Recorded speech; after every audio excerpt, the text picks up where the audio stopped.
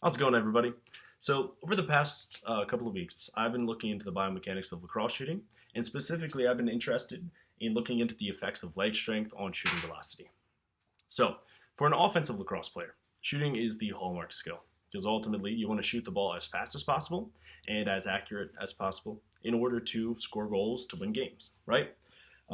And so that's been my driving question. How can we increase lacrosse shot velocity? So far, because lacrosse is a little bit of a niche sport, there hasn't been a lot of studies on it. We will get to some.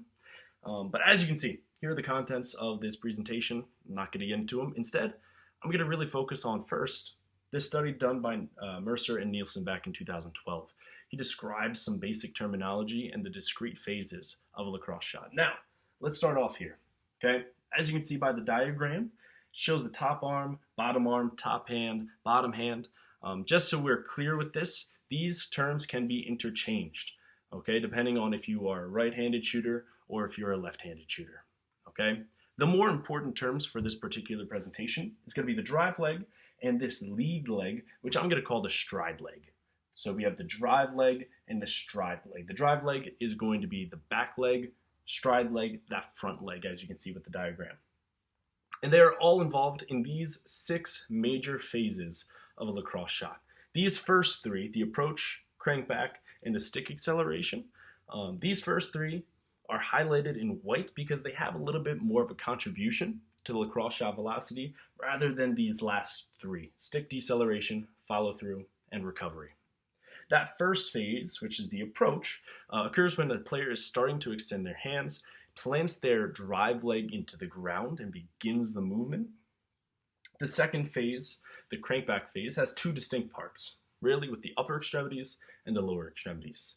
The upper extremities are reaching that full maximal extension, while the lower extremities are really striding forward, and that stride foot is going to make contact with the ground.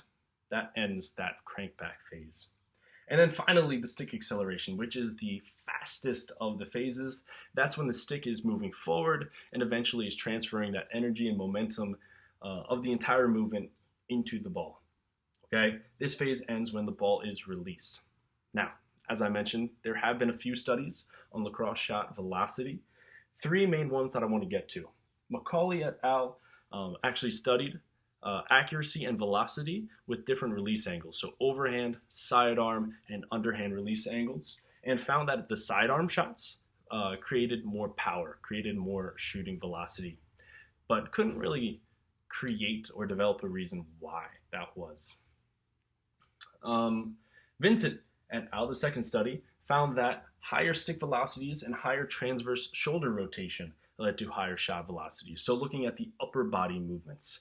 Akiyama and Yamamoto focused on the core and leg strength as hallmarks of shooting power, but again, wasn't very specific with some of the leg stuff. And so, that's why I want to get into some other key concepts that might help to explain shooting velocity, especially in relation to the lower extremities. The first one here is the range of motion principle. So, with this, it's a basic biomechanical principle that states that increased range of motion will involve more muscles and therefore the creation of more power, okay? Hopefully resulting in faster shot speeds. Second one here, the segmental interaction principle, basically says that energy and momentum is conserved from one body part to another. So with lacrosse shots and a lot of other movements, some of the creation of the energy starts off with the ground force reactions, okay? The ground reaction forces. So as that drive leg or the stride leg are planted onto the ground, that energy is going to be conserved and eventually reaching the ball. Now, there are actually 2 studies that pretty much examined this. Boole et al. Actually, in 2007, studied this in javelin and found that maximal leg force was correlated to longer javelin distances. Smith did a very similar thing in baseball, and he measured the stride leg and the drive leg and found similar things. In fact, he found that there was a correlation of stride foot force and baseball pitch velocity. So, the purpose of this particular study is to examine the effects of leg force on the velocity of lacrosse shots. Now, as far as the hypotheses are concerned, there's 2, okay? Basically, for the drive leg, the null hypothesis, the alternate hypothesis, seeing if there's a significant correlation between drive leg forces and shooting velocity. Stride leg's the same exact essential thing. Asking the question, is there a significant correlation between the force of the stride leg and the resulting velocity of the lacrosse shot? So, how would this study be performed? Okay, the first thing that us researchers would have to do would be measure the stride length. Okay, and we would in fact use force plates, something that Smith did in his 2021 study, and place those force plates underneath each foot. Okay, so the subjects here would shoot 5 times as fast as possible with both hands. First with their dominant hand, mostly it's a right-handed shot, but with their dominant hand, with the force plate underneath their drive leg, and then 5 more times with their dominant hand with the force plate underneath their stride leg, and the exact same thing with their opposite hands. Okay? Throughout this, we would measure body weight, stride length, impulse, shot velocity, and those ground reaction forces.